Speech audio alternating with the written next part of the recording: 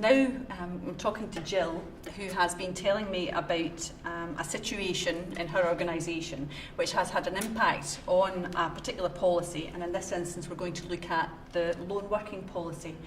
Jill, would you like to tell me about the situation? Yeah, we're quite a small charity that provides advocacy, and we recently just took a bit of a hit as far as our funding is concerned. So we've had quite a reduction, which has meant that we've had our volunteer coordinator made redundant, and it's meaning that we're having to relook at the way we're doing our work as paid advocates in providing support for volunteers and actually recruiting more volunteers.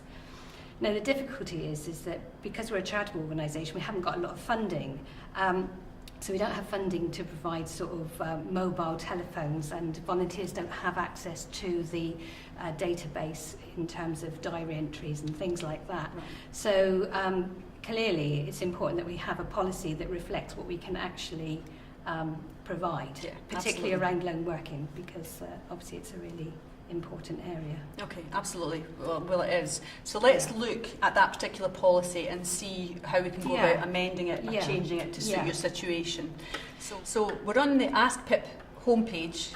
If you go to the A to Z list of all policies to find the policy you're looking for, in this instance it's lone working. So scroll down till you find it. There it is. Open up the Word document, because that's the one that you can change.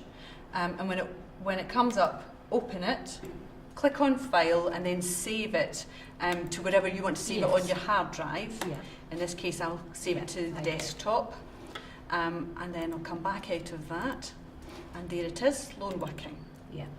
So from that, we look at the sort of things that you want to add in. Well, I have had a bit of a look, and I was looking particularly at 7. Right, so let's find 7. If we scroll down to this is a policy number 7. Yeah, which says all personnel must comply with this policy. So therefore, obviously, it's essential that they either can, or what I was wondering about was adding some extra text to that. Okay. So I don't know if so that's possible.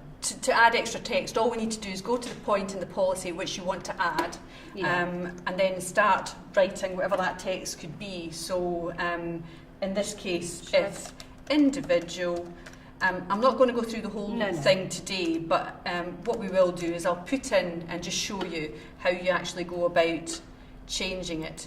Yeah.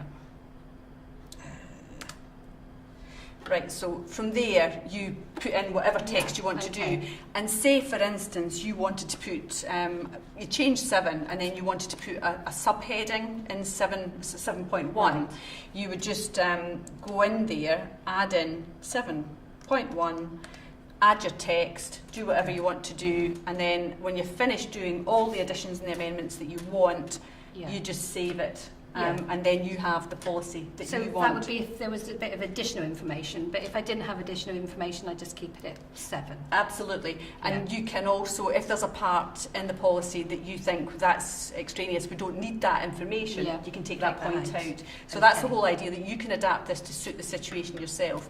But what I would say to bear in mind is that the changes you make to this policy have the potential to have an impact on other policies. So if at the end of this policy, if you look at the end of the policy, it actually shows you the other policies that impact, that this has an impact on. So you would then want to check those policies and just make sure that nothing you've done on this has an impact on those unless you've done something about it. Okay? Yeah. There you go. And you just save the changes and that's you.